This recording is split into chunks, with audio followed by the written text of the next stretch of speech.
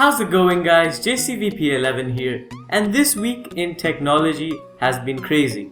We've had the announcements of both the Moto X's as well as the OnePlus Two, and in this video we're gonna see which one is suitable for you. So let's get right into it. Starting off with the design and build quality, they look pretty similar. The Moto X's have taken the traditional Motorola approach in design, with their very solid build and customizability through Moto Maker. And yes, the dimple returns. On the other hand, the OnePlus Two has gone through quite a revamp, featuring metal edges and an overall more premium look and feel, and also offering customizability through swappable cases.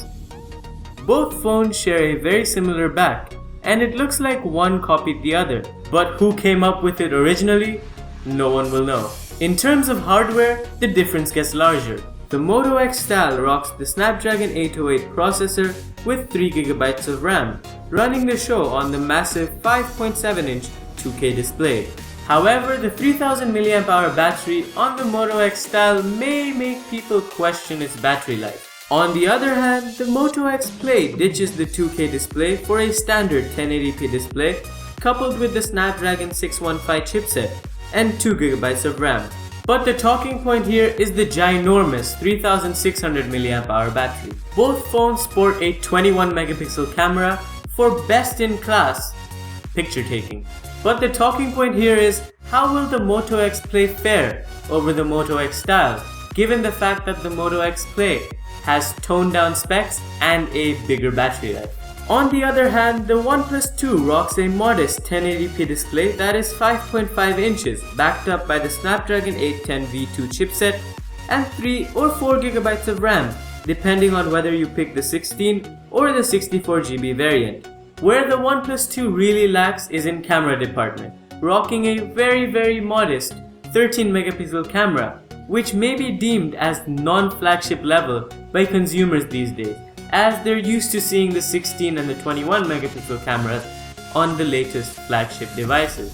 However, the OnePlus Two may make up for it with the inclusion of a fingerprint scanner that, by the way, is blazing fast. In terms of software, both rock the latest version of Android, which is Android Lollipop. On one hand, Motorola have decided not to customize Android that much and have gone with a stock feel with very few tweaks in order to give consumers a stock experience. On the other hand, the OnePlus Two is based off of CyanogenMod 12.1 and is of course running Oxygen OS.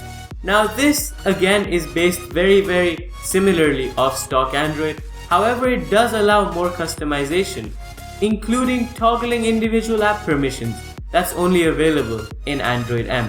Something that is a miss on the OnePlus Two in my opinion and in many other people's opinion is the fact that it doesn't have NFC, nor does it have quick charging. Now these two features have become very basic and necessities as such on a 2015 flagship smartphone, and for OnePlus to neglect these features was kind of disappointing.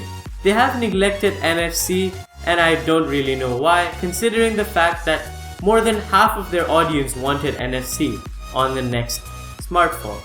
And they've neglected fast charging because they've gone for a USB-C approach. Now this USB-C port may make the device future-proof, I guess, but people don't have a USB-C cable lying around like they have a micro USB port cable.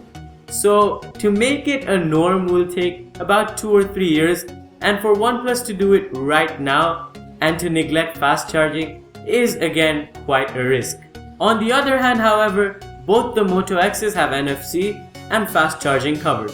But everything these days boils down to availability and price. When considering base models, the Moto X Play will be available starting August at $300, while the Moto X Style will be available starting September at $400 without invites. And I say that because even though the OnePlus Two is set for a mid-August release, only people who have an invite are able to buy it for $330. Supposedly this year it's gonna be easier to get an invite than last year, but with 1.7 million people already in line to get a OnePlus Two, I don't know what they mean by easier.